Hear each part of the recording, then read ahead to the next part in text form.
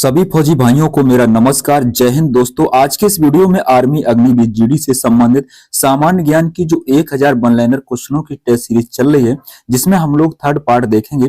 इसके पहले के 2 पार्ट आ चुके हैं, अगर आपने नहीं देखे हैं तो उनको अवश्य देखिएगा। पहले आपको इस पूरे वीडियो को ध्यान से देखना है। तो शुरू करते हैं आज के इस वीडियो को।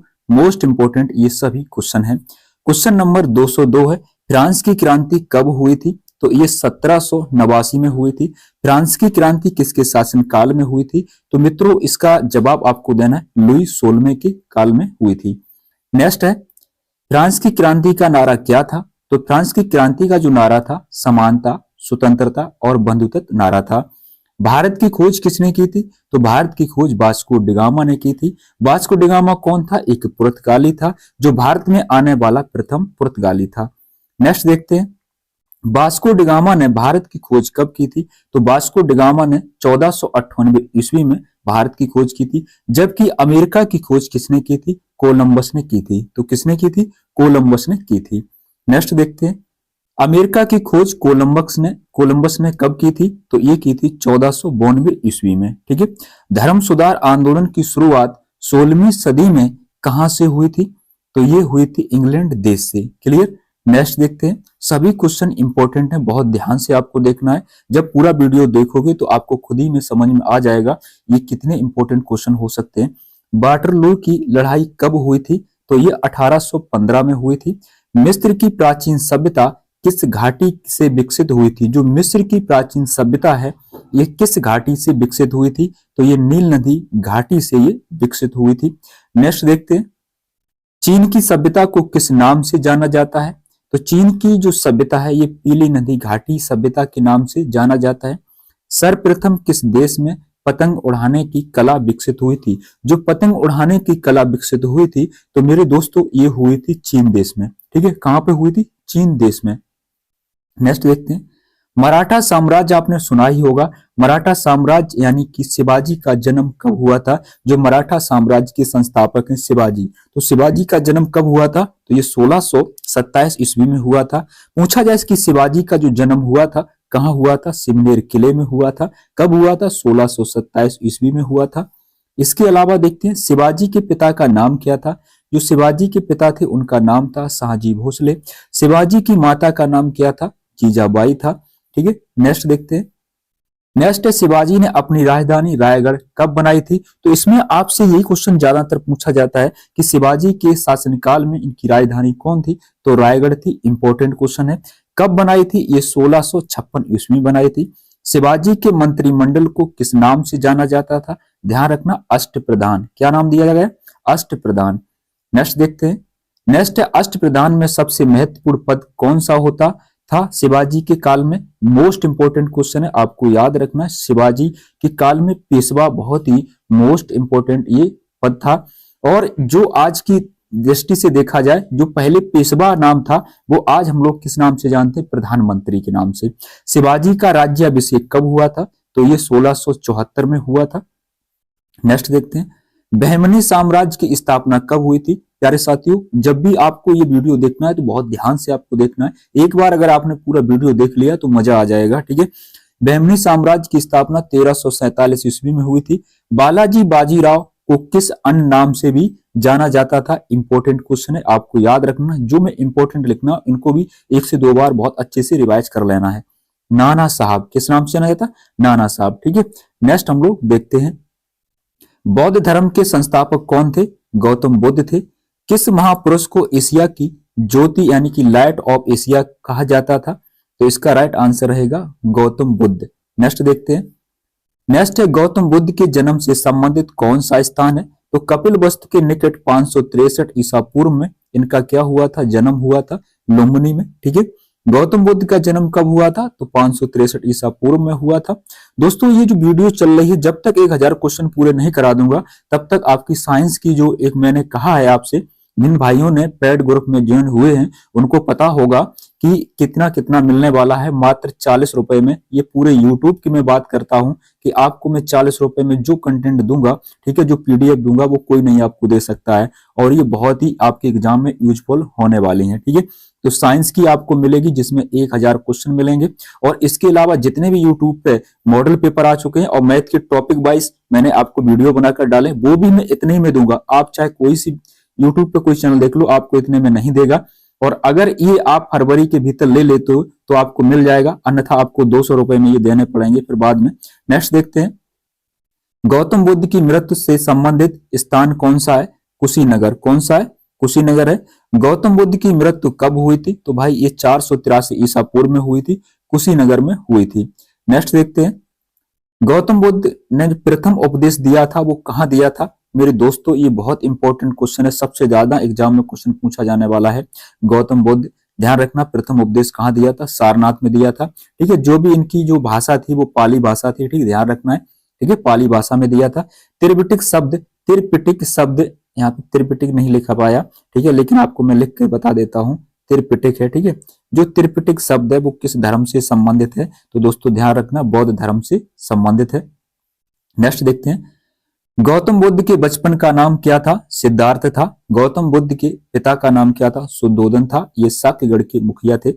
दोस्तों अभी तक वीडियो को लाइक नहीं किया, अपने दोस्तों में शेयर नहीं किया, तो आप अवश्य कर सकते हैं, बहुत मेहनत से ये वीडियो बनाया जाता है। देखिएगा, बुद्ध ने सर्वाधिक उपदेश कहाँ दिए थे? जो बुद्ध ने उपदेश दिए थे सर्वाधिक, वो कहाँ दिए थे? श्रावस्ती में दिए थे। बुद्ध को ज्ञान की प्राप्ति किस नदी के तट पर हुई थी? तो निरंजना नदी के तट पर हुआ था ज्ञान की प्राप्ति। नेक्स्ट देखते हैं, बुद्ध को ज्ञान की प्राप्ति कहाँ हुई थी? ठीक है, कहाँ पर हुई थी? बोध गया में। नदी पूछी जाए तो निरंजना नदी। बौद्ध धर्म को कौन सी संगीति में 2 भागों में बांटा गया था? यानी कि जो बौद्ध धर्म है इसको 2 भागों में बांटा गया है। ठीक है, ध्यान रखना, चतुर्थ बौद्ध संगीति में वो कौन कौन से भाग हैं मैं आगे आपको बताने वाला हूं। देखिएगा, ईसा मसीह धर्म के संस्थापक कौन थे? जो ईसा मसीह जो धर्म है इसके संस्थापक कौन थे? ध्यान, ईसाई धर्म, सॉरी, ईसाई धर्म के संस्थापक कौन थे? ईसा मसीह। ठीक है, तो ईसाई धर्म के संस्थापक कौन है? ईसा मसीह। ईसाई धर्म का प्रमुख ग्रंथ कौन था? बाइबल, आपको याद रखना है। नेक्स्ट देखते हैं, ईसा मसीह के जन्म को किस रूप में मनाया जाता है? क्रिसमस डे के रूप में मनाया जाता है। किस चोल शासक ने तंजौर में प्रसिद्ध राजराजेश्वर मंदिर का निर्माण करवाया था? तो जो तंजौर में प्रसिद्ध राजराजेश्वर मंदिर है इसका निर्माण किसने कराया था? राजराज प्रथम था, ये चोल वंश का शासक। नेक्स्ट देखते हैं, न्याय दर्शन के प्रवर्तक कौन है? इंपॉर्टेंट क्वेश्चन रहेगा। गौतम बुद्ध है। ठीक, योग दर्शन के प्रवर्तक कौन है? पतंजलि है, आप सभी को पता होगा। नेक्स्ट देखते हैं, वेदों की कुल संख्या कितनी है? आप अपने मन में भी सोचते रहिएगा कि इस क्वेश्चन का आंसर क्या रहेगा। वेदों की कुल संख्या कितनी है? 4 है। वेदांकों की कुल संख्या कितनी है? 6 है। नेक्स्ट देखते हैं, नेक्स्ट दिया गया पुराण, यहाँ पर दोस्तों पुराण लिखना था, ठीक है, गलती से पुराने लिख गए, तो यहाँ पर मैं लिखे दे रहा हूँ, लिखने का थोड़ा प्रयास कर रहा हूँ। ठीक है, इसको मैं काटता हूँ। चलो मैं आपको ऐसे ही बता देता हूँ कि पुराणों की संख्या कितनी है, मैं पीडीएफ में इसको सही कर दूंगा। तो पुराणों की संख्या कितनी है? 18 है। चंद्रगुप्त मौर्य के प्रधानमंत्री का नाम क्या था? ठीक है, विष्णुगुप्त था, और इन्हीं को चाणक्य के नाम से भी जाना जाता था, और इनको कौटिल्य भी के नाम से जाना जाता था। चाणक्य यानी कौटिल्य की एक पुस्तक है जिसका नाम है अर्थशास्त्र। ठीक है, नेक्स्ट देखते हैं, शून्यवाद का प्रवर्तक कौन है? शून्यवाद का प्रवर्तक कौन है? ध्यान रखना, नागा अर्जुन। खालसा पंथ की स्थापना किसने की थी? गुरु गोविंद सिंह ने की थी। आपको लग रहा होगा, थोड़ा सा भी अगर लग रहा होगा तो, जैसे आपने सुना होगा, देखिएगा मैं आपको यहाँ पे हिस्ट्री के क्वेश्चन करा रहा हूँ अभी, ना तो आपको जियोग्राफी के क्वेश्चन देखने को मिले एक भी, ठीक है, और ना तो संविधान के मिलेंगे।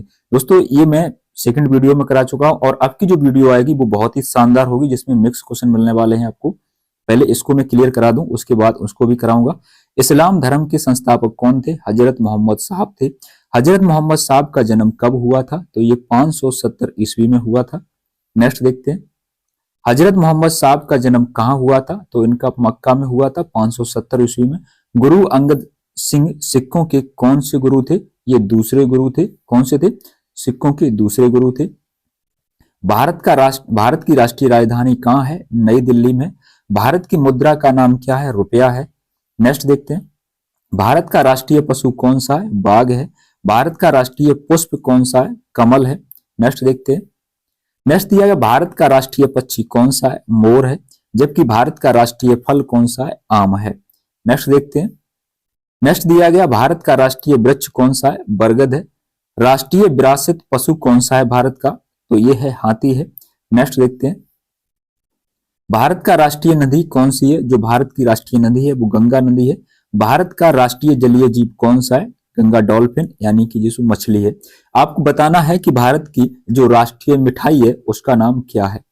नेक्स्ट देखते हैं, भारत की राजभाषा कौन सी है? हिंदी है। लिपि कौन सी होगी? देवनागरी होगी। और अनुच्छेद 343 के तहत और क्लॉज 1 के तहत राजभाषा का उल्लेख किया गया कि 343 का क्लॉज 1 के तहत हिंदी राजभाषा होगी। वेदांत कॉलेज की स्थापना कब हुई थी? तो 1825 में हुई थी। ये किसने की थी? राजा राम मोहन राय ने की थी। नेक्स्ट देखते हैं, नेक्स्ट वर्ष 1913 में गदर पार्टी की स्थापना किसने की थी? तो ये की थी लाला हरदयाल ने। ठीक है। आजाद हिंद फौज की स्थापना किसने की थी? तो ये रास बिहारी बोस ने की थी। नेक्स्ट देखते हैं, नेक्स्ट है आजाद हिंद फौज की स्थापना कब हुई थी? तो 1942 में हुई थी। फॉरवर्ड ब्लॉक का नाम सुना ही होगा। इसकी स्थापना किसने की थी? तो ये सुभाष चंद्र बोस ने की थी। सुभाष चंद्र बोस को नेताजी के नाम से जाना जाता है। आपको ये क्वेश्चन बहुत याद रखना है। नेक्स्ट देखते हैं, विश्व भारती की स्थापना कब हुई थी? तो 1912 में हुई थी। ठीक है। और ये करी किसने थी? रविंद्रनाथ ठाकुर ने की थी। फॉरवर्ड ब्लॉक की स्थापना जो सुभाष चंद्र बोस ने की थी तो ये कब की थी? 1939 में की थी। नेक्स्ट देखते हैं, सत्य शोधक समाज की स्थापना कब हुई थी? तो ये 1873 में की गई थी। सत्य शोधक समाज की स्थापना किसने की थी? तो ये राजा राम मोहन राय ने की थी। कब की थी? 1873 में की थी। नेक्स्ट देखते हैं, अलीगढ़ मुस्लिम विश्वविद्यालय की स्थापना कब हुई थी? तो ये 1875 में हुई थी। अलीगढ़ मुस्लिम विश्वविद्यालय की स्थापना किसने की थी? तो सर सैयद अहमद खान ने की थी। और ये कब की थी? 1875 में की थी। वेद समाज की स्थापना कब हुई थी? तो वेद समाज की भैया ये स्थापना हुई थी 1867 में। वेद समाज की स्थापना की किसने थी 1867 में? तो ये केशव चंद्र सेन ने की थी। नेक्स्ट देखते हैं, नेक्स्ट है तत्वबोधिनी सभा की स्थापना किसने की थी? तो ये देवेंद्रनाथ टैगोर ने की थी। तत्वबोधिनी सभा की स्थापना वही कब थी? तो ये 1839 में हुई थी। किसने की थी? देवेंद्रनाथ टैगोर ने की थी। नेक्स्ट है युवा बंगाल आंदोलन की स्थापना कब हुई थी? तो मेरे दोस्त ये हुई थी 1826 में। युवा बंगाल आंदोलन की स्थापना किसने की थी? तो हेनरी विवियन डेरोजियो ने की थी।